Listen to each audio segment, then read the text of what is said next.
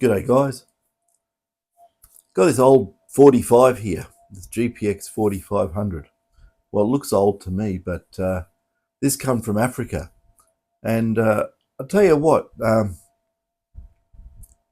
it sounds very smooth. But the thing is, I think it's an early one with a different gain configuration in the front end.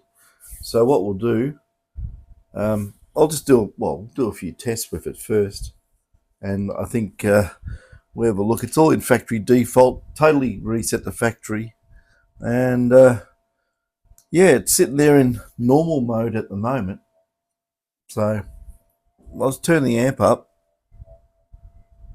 And the amp's on full. That's how quiet it is. It's very, very quiet. It's also deaf as a post. That's probably why it's quiet. Oh, it is. It's deaf.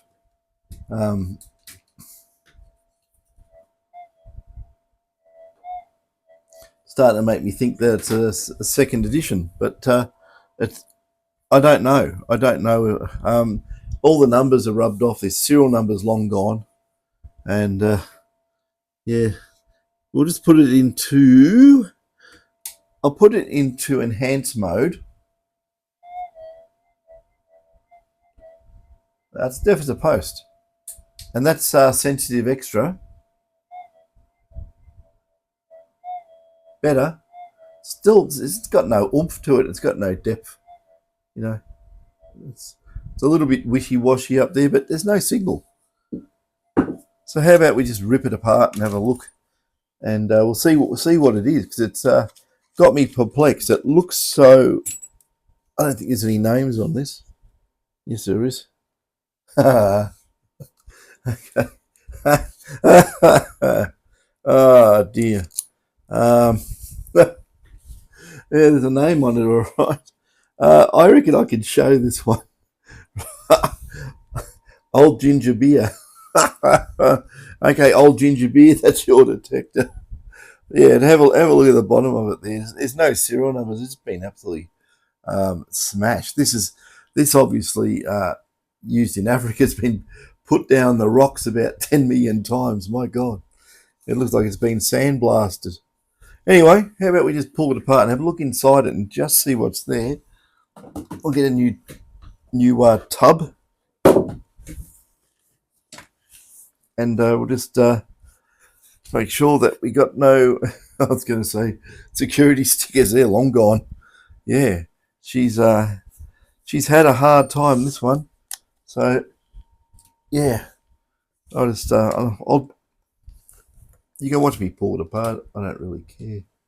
There we go. It's there. So do the back.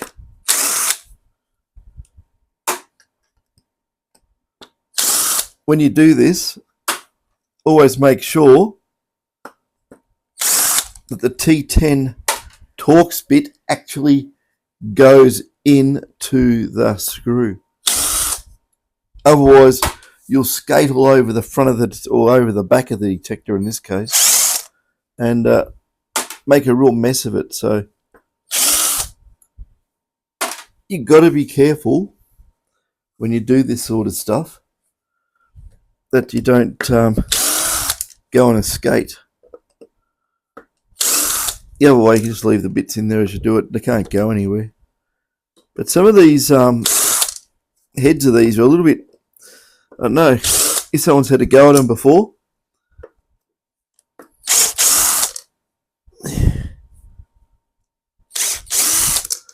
But yeah, just don't go completely crazy and make it all skate across the front. See, yeah, this has been apart because the seals. I'll go back up again. Do you want to look at my legs? Okay. Don't stretch these out. Remember the Mylars? Thumb under. Hold it and just pop it out. Sometimes you've got glue on it. Just crack the. Oh, Jesus Christ! Look at that.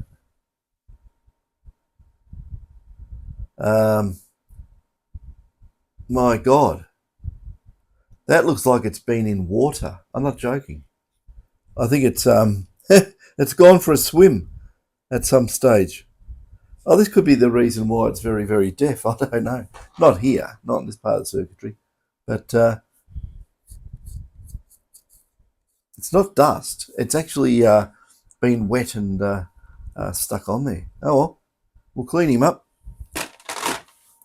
Here's a more interesting bit. Yeah, see, the seal, normally if a detector has not been apart, the rubber seal sort of amalgamates a little bit on the metalwork, on the paint, and it's like, you got to really crack it off. Yeah, this has got parts of the seal missing. It's definitely been apart. Oh my god. Oh god, there's dirt coming out of it. There's rocks coming out of it. Anyway, it's tight as. Hang on a sec. There we go. Oh my god. Rock, rattle and roll. Okay. Yeah, it's got definitely had some dirt in it. And there you go. Now, they've never had the... Hang on a sec. I'm going to take the front ribbon out. But it's got old dried glue on it. We don't want to wreck it. There we go. Bit of isopropyl. And yeah, it just breaks the glue bond and out she comes. So we can have it like, yeah. It's definitely, yeah, it's got dust and dirt all over the bottom of the board. And someone's been in it. They've replaced the damping MOSFET. If you can see that. That's a common thing in these detectors that goes dead short circuit. It must get fast transient. Voltages get past the capacitor, and well, it's electro, it's slow in a slug, but a very fast transient could get past all that and avalanche that MOSFET there and take it out. So yeah, they haven't they haven't put it through the board. That's the old legs of the old MOSFET. Remember, I'm saying this bit here's got, normally sits there with about 200 volts on it. There's me putting my fingers on it after having it on. You got to watch out for that one there. Across those two, freaking belt your beauty. That's if it's still retaining charge. It's funny, sometimes they die off and sometimes they don't. So always be wary of that. Yeah, touching that MOSFET there and touching ground will probably zap you as well, so don't do that. Anyway, that's what we've got. There's parts here of dirt all rammed in the pins, but because she's got that epoxy coating, it probably hasn't done anything much. But the way that's stuck on there, I'll definitely use my magnifier and have a good look. Which I'll just have a look now and make sure that the right component has gone in there. Yep, IRF 9630. And yeah, there's some friggin', sorry, but there's some real dodgy work on this. At great risk of getting zapped. I'll short the thing out.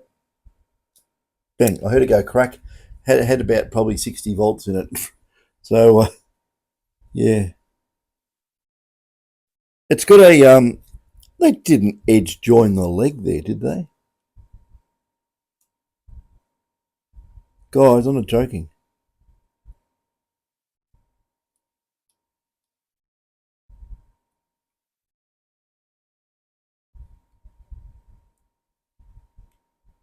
They're not really connected. They're just sitting on top of each other. Hang on a second.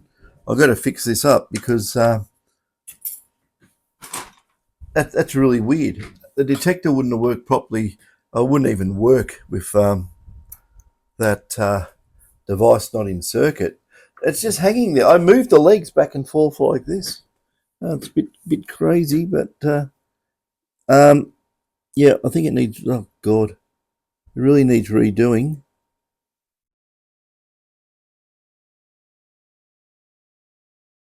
I'll just do it again. Just make sure, because he's cut the legs off and edge joined it.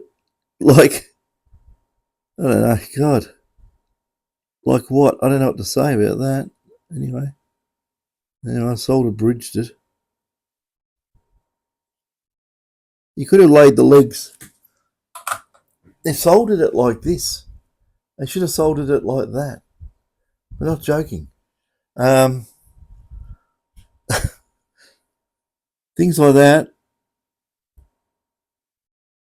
Okay, it's connected for sure now. It was sort of connected before. I don't know if it was really connected, but there's a lot of gunk in there. Get out. We'll get that gunk out of there. Let's clean it up a little bit. Best we can. And we'll try it again to see how it goes. But, oh dear. That's when it gets me, that. So, dear. She's a bit dirty.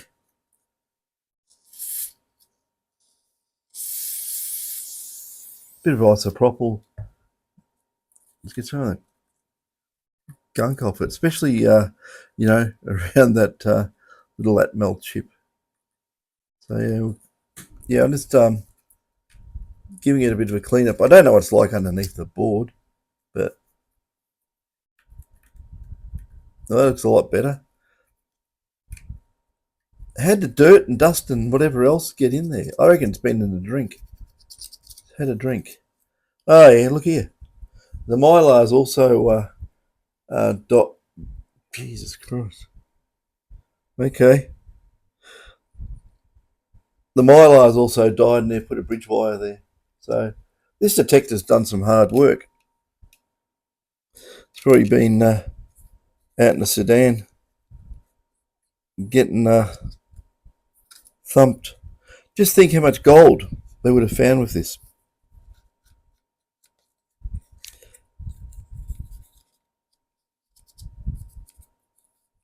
Look at that. Oh my God. That's disgusting. Anyway, we'll plug it in as is and just see if that MOSFET there was working. I guarantee you it was. It had to have been. But the way it just sat there was edge connected. Bit of a crazy situation. But if I have a look on the front of this, I can tell it's an old model. This is a very first one by the look of it. It's first or second edition, and I'm looking at it.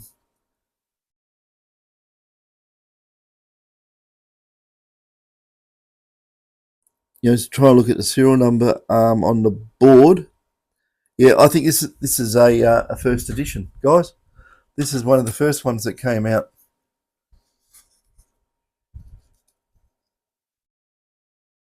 It's definitely not the redone 5000 board type, which is a lot later, because you can see two rows of it's got some capacitors, inductors here, but the other boards have another row where they've put in an 8-volt rail and goes to that quad op amp on the front. But this one hasn't. This is one of the earlies. Let's see what happens.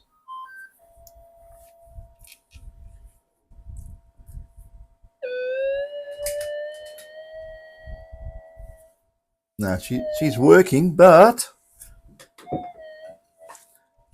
we don't know anything till we get the magic stick out and just test it.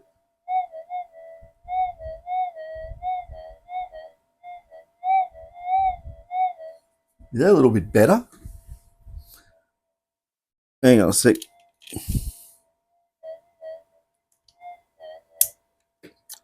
I'll put it in normal because that's where you can best judge.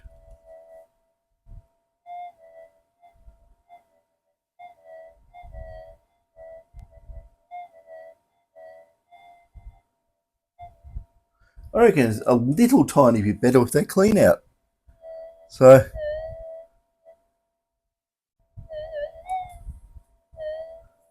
We'll have to check into it anyway. But this has come in for upgrades as well. So, yeah, poor old beaten up detector. Definitely seen some hard times. So, nice and quiet.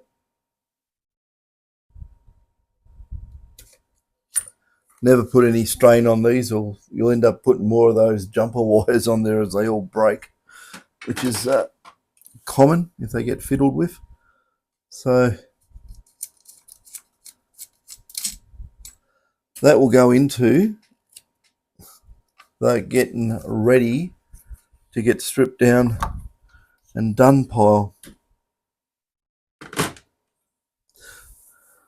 So in our detectors here, here's one this is one of the ones I've already done, as you can see. No extra controls. Might as well hook this up and give it a test anyway. I'll give you an idea on how this one goes. I didn't even bother tightening up the connections. This is just a quick test. Always give a little bit of time to stabilize.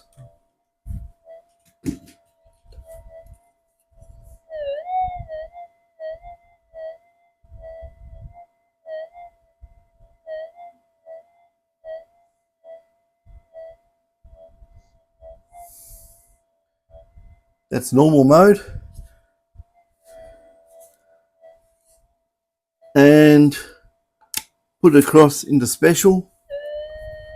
So this is its fine gold mode.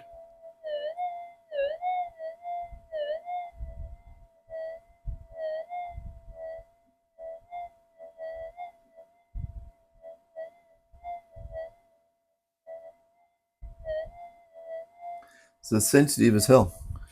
She's very sensitive. So,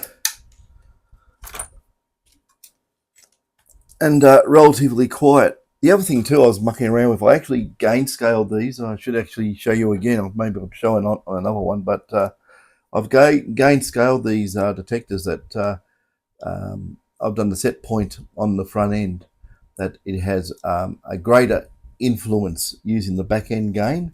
So you can actually run these at 20 flat out, and it still will ground balance and do everything with hot rocks, chew them up, no problem whatsoever. So have a look at another one. This is, oopsies, yeah, it's got details on it, but we can turn it around that way, of course. Have a look at this one. This one's also done. Now, both of these detectors had different requirements. One was specifically for general detecting. The other one is I'm only interested in deep. So, yeah, well, big gold deep. So, yeah, big gold deep. Okay, where are we? We'll put it in normal, deep, cancel, fire him up.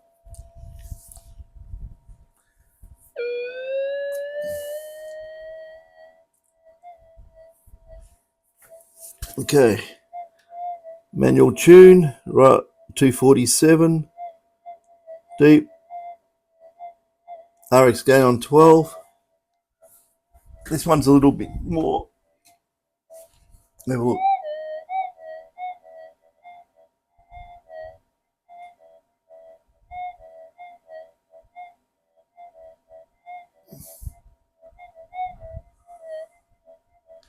That's normal timings. I'll put it over into special, sensitive, fine gold. See, 4500.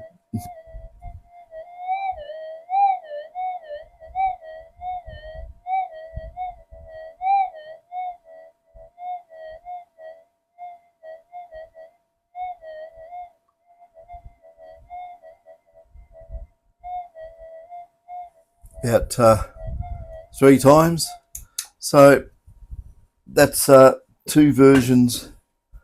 We can tailor it a little bit depending what you want to do. So that Working good. Oh, well, hang on. I'll do the gain on it. I'll run the gain at 20, just so you know it'll work. Oh, okay. I held the button down, so it wants to reset. Let's go. Reset it. All settings. Now,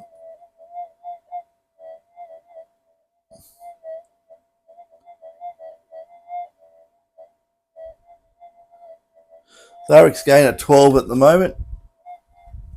Jumped it onto a bit of noise by sensor. I'll put it back in normal. Okay, and what we'll do, we'll crank the gain up.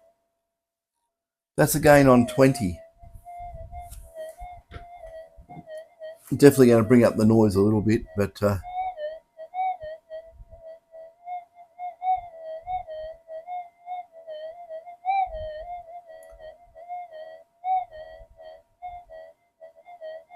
that's in normal. But bringing up the gain like that, we're going to get the signal lost in the noise. But you can run it on, like, I'll get a hot rock and I'll ground balance it on gain of 20. Will not be a problem. So we'll stick that in there, stick that there, tracking, fixed, go back to tracking.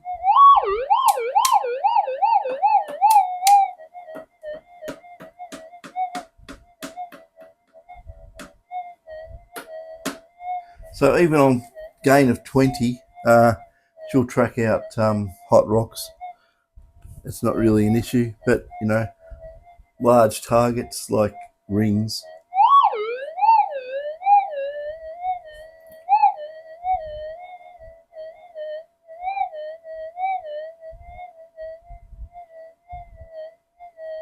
it's miles above the coil.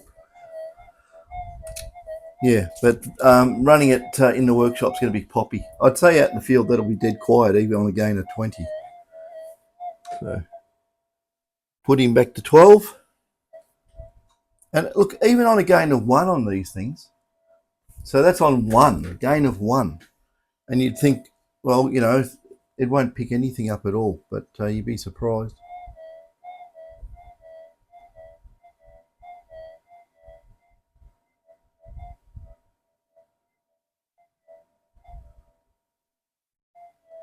Gain of 1 and the 0.05 on normal timings. So I'll throw it over into special fine on a gain of 1. And we're at low frequency too. We're not even at the high frequency end. So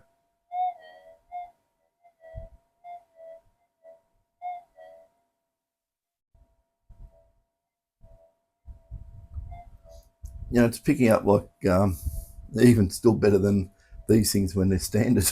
And it's not even tweaked. So let's crank up the frequency and we'll see what happens. Okay. Leave it on 1. Okay, audio deep, audio tone 30 something or other, stabilizer 10, signal 17, target volume, response is inverted. I'll put the response to normal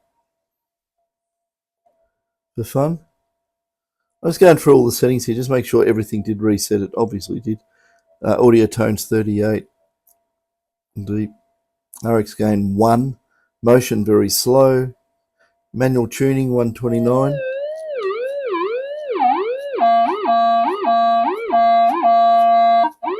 Yeah, we're at 255 now, so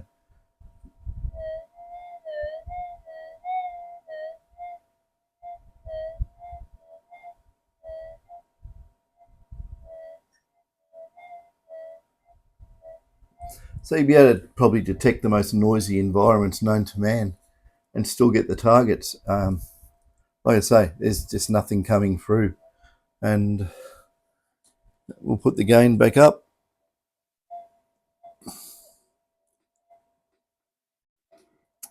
And of course, I go the wrong way because I'm not used to using the detector this side. I do it the other way. It just throws me out for some reason. Okay, RX gain. Back to 12. That's on 12. And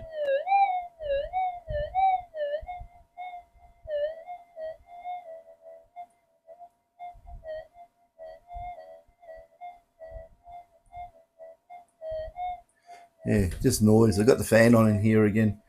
It's still gotten to the 30s again today, so still hot and sticky. So that is these things. Well, after they're done, I'm still working through them, and hopefully get there. But yeah, that one from Africa, that's a ripper. That one, it's had a hard life, so that can go down there, and that's all I've got for you, folks.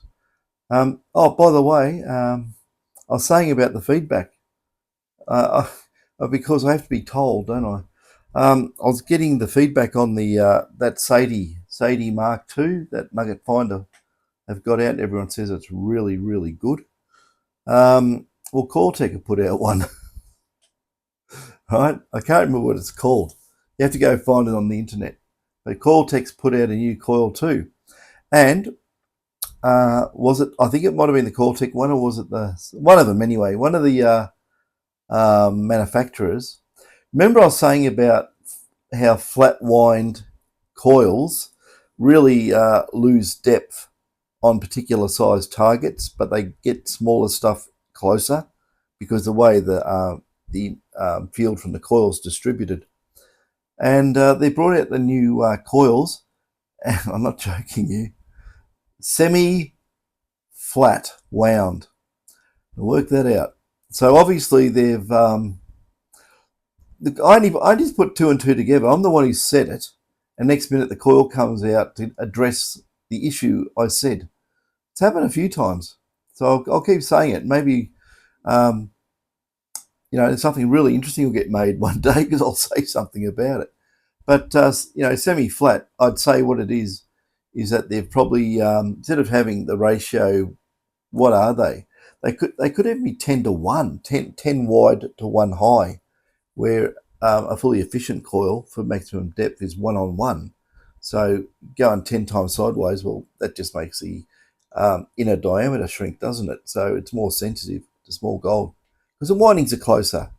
So, and the thing is, you still get the windings on the outside here, but you don't have all the energy from the other windings because it's spreading the energy over a greater amount of windings flat. So the flux is flat, and it's not really, I don't know, like if you got a particular size nugget, it's only going to get part of the flux lines through it. If you have a big one, yeah, but it just doesn't go deep. So what they've done, someone has, one of them is a semi-flat wound coil, which probably means they brought the ratio back in maybe 1-on-5 or 1-on-3, 3 wide, 1 high.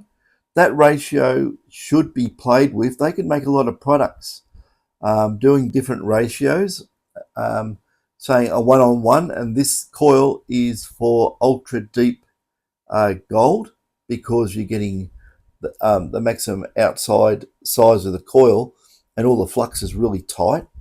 So the flux is tight. If you can look at the flux, it goes like this, and there's a nugget here. It's going to really whack it hard. If you get the flux like this, it's not do it that way. It's not getting all this here, is it? It's sort of getting a bit here and a bit there, and it sort of averages out. So you want a piece of gold that big close to the coil to get all the flux, magnetic flux lines from the coil, or all the electromagnetic energy from the coil into the target. So it's a matter of how it's configured to how much energy you get in a given place under the coil. Big flat winding, big flat electromagnetic energy, big magnetic flux lines like so, and as it comes through, little tiny target. Well, I'm not getting all that energy. I'm just getting a little bit here, but because it's closer, it gives we'll call it the closer effect, right? It's really hard to explain with your hands, but you can draw it out, and just remember windings that are equal height, equal width as a bundle, like as a wind, is maximum energy for that size. Like how it works, it's all concentrated.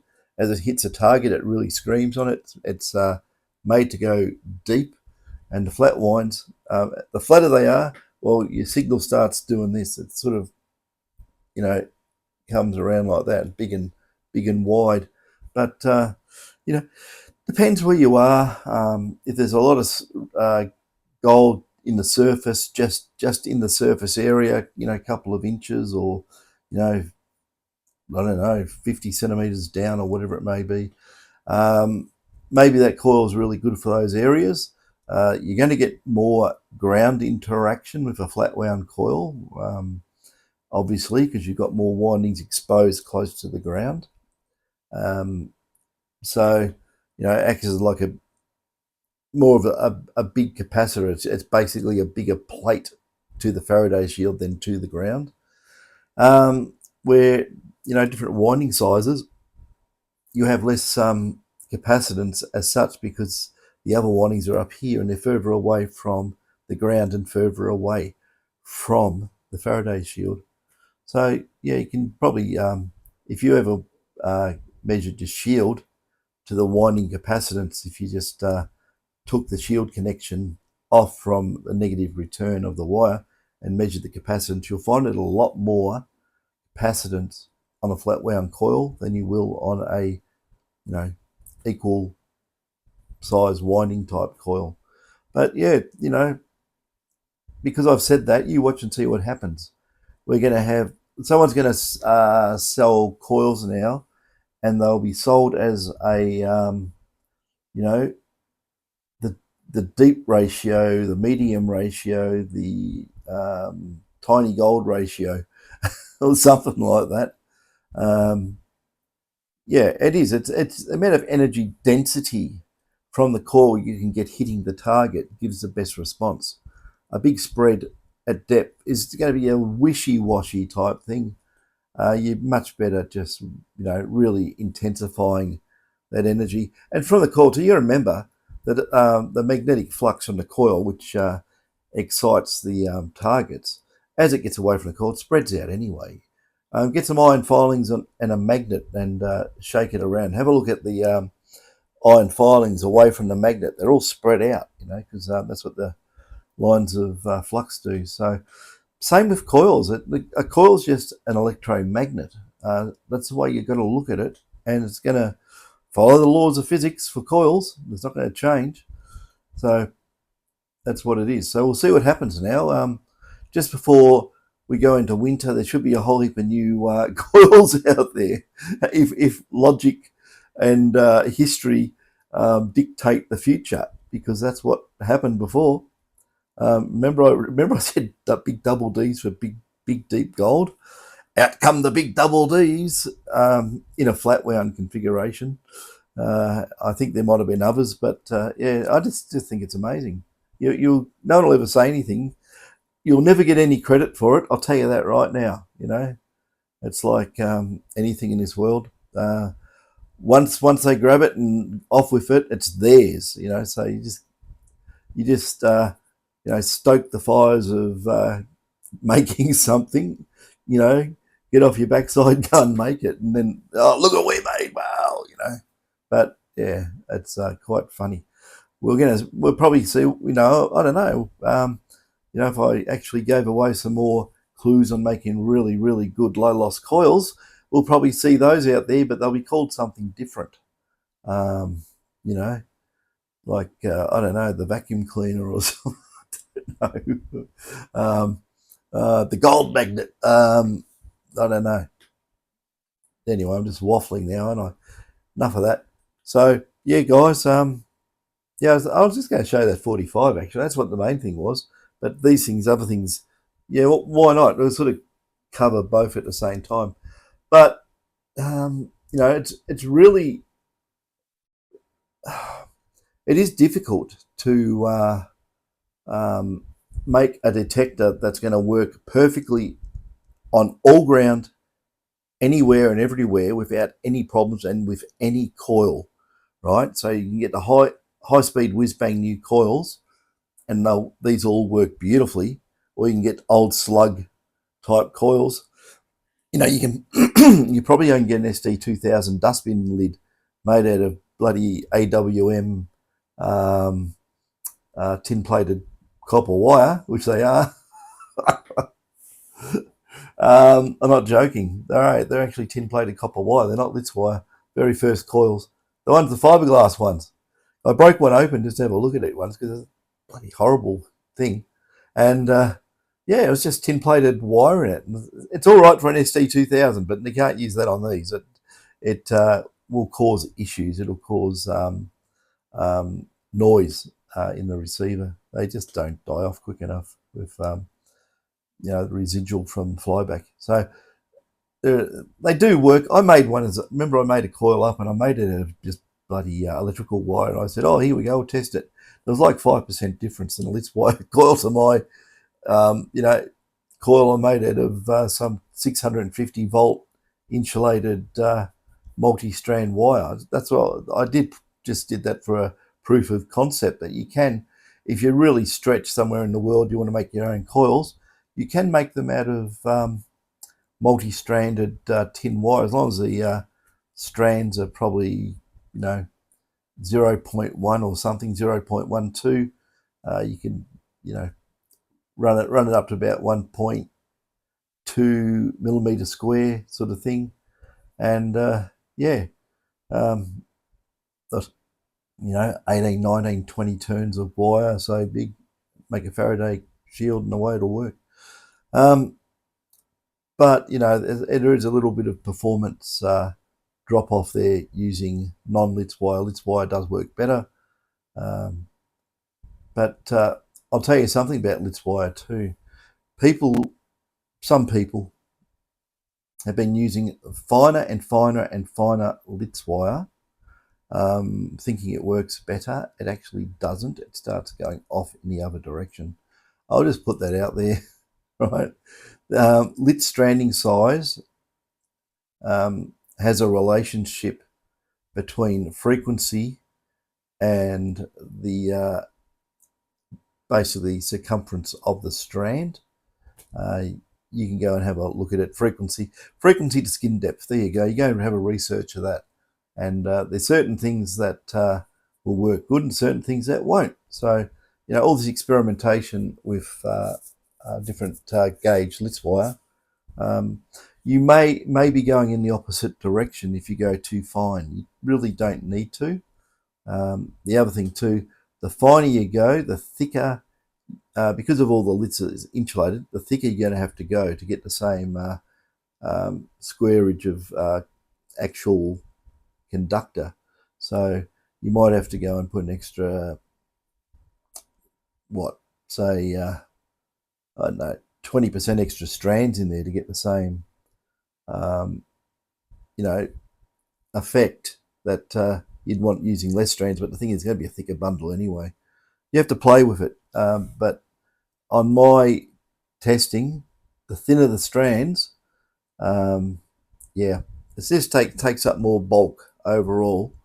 But I found too that the thinner the strands you're going to run more strands. There's a relationship there. I haven't nailed it. It's probably a formula for it. I haven't nailed it. So just be wary of using, Litz wire with strands like human hair or something like that. It, that will be, optimum for, frequencies like maybe 5 or 10 megahertz or something, not where these detectors operate. You got to get the stranding. Basically, it's got to cover the signal rate of decay and roughly aim for 25 to 35 kilohertz for maximum efficiency of the Litz stranding, and you can't go wrong. Anyway, enough waffle, catches.